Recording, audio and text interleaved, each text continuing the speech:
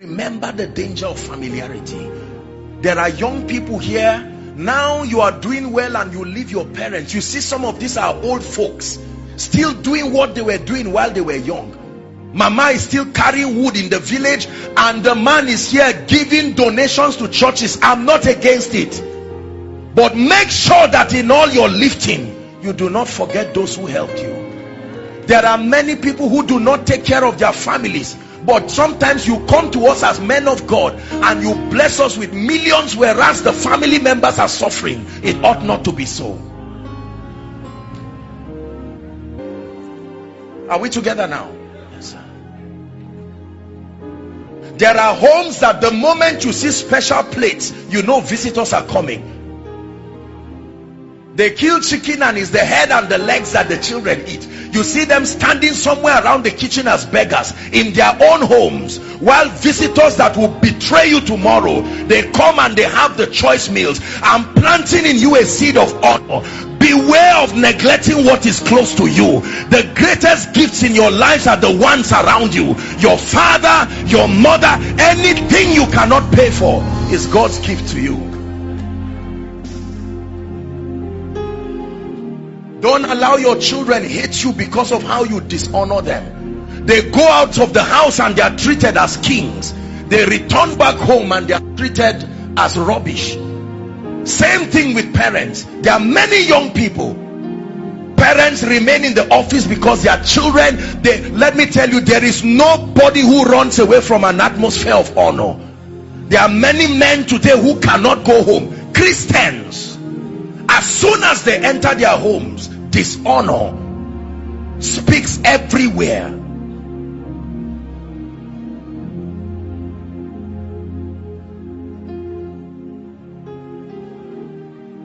There are churches that dishonor their pastors, dishonor their men of God.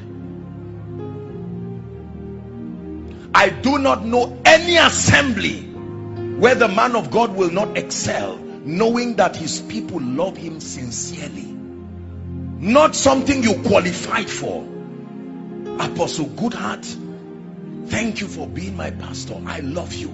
That you can truly, he knows how comforting it will be. You can be serving in the church doing things, but your heart is sincerely not there.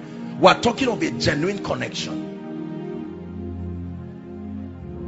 Let me therefore propose a few things to you as I attempt to round up. Number one, you must make a covenant with yourself and your life and your destiny, that for as long as you are planted in this assembly under God, make it a point of duty that you will stand and you will die with your pastor. Make it a point of duty that you will see to it that as he follows Christ, you are giving him the best of your support and everything. Extend that same mentality to your boss. Extend that same mentality to your children. Can I tell you this? There are many young people today who hate their parents because the parents never believed in them. They went elsewhere. Your father is not the person who gave birth to you. Your father is the person who believed in you enough to invest. Maybe this is a word that God is giving a few parents. Be careful. The words you use on your children, the way you tear them down. Someday the sun will go down and the little boy today who is helpless will come to a position where you may be ashamed to lay claims. Everybody's destiny is divided into the morning stage, the afternoon stage, the evening stage, and the night stage. It says, so then teach us to number our days, that we may apply our hearts unto wisdom. This is a key that has changed my life. I'm honored today to be part of the life. This is why I'm sent to the body of Christ. You do not know what joy it gives me. Do you know, aside from being a man of God, my greatest personal legacy as a human being is to be one who lived his life loving the Lord and sincerely being a shoulder for many people. Aside being a man of God. The meaning of my name is the way to love, and it's a very powerful name. I blessed my parents 1,000 times for being that discerning to give me such a name. I sincerely love people. I don't use people. I don't try to, no. Return to the place of genuine honor. Return to the place of genuine honor. Honor to God. There are some of us, I know now, I want to say something in 1 minute and then we're done. There are many of us here who, even though we are a congregation, the truth is, I want to tell you an uncomfortable truth.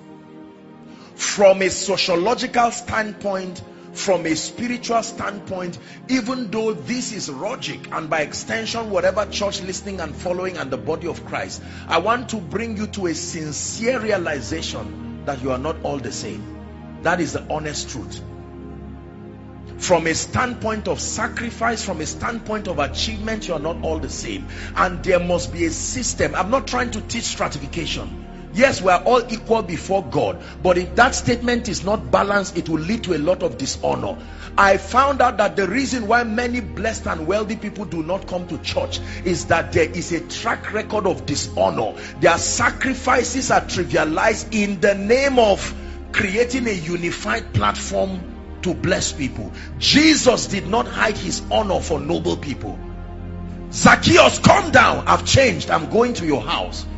And because of that one sacrifice, many people were forgiven. The centurion, you are a man under authority, I respect you, I don't need to come to your house, I will speak the word.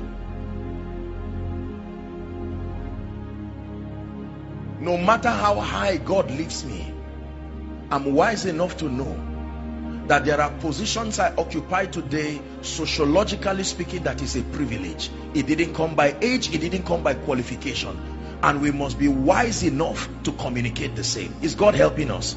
So there are many of us that God will bring us into places where from a physical standpoint we should not be there. Don't abuse that access.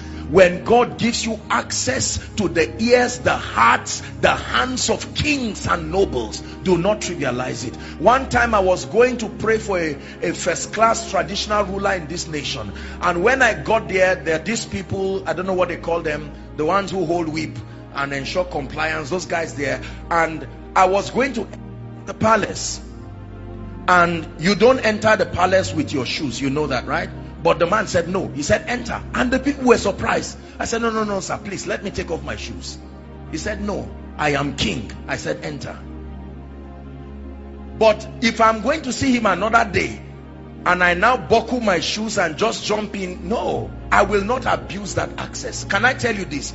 Every time a man shows you uncommon access, make sure you send back a message that makes him know, I recognize this is a privilege and I do not take it for granted. I guarantee you, do that and you have secured his fear. That fear of, if I give you greater access, would you abuse it? If you let them know that you are aware that you will never abuse it, then you will see more of them. These are the keys of the kingdom that we do business with.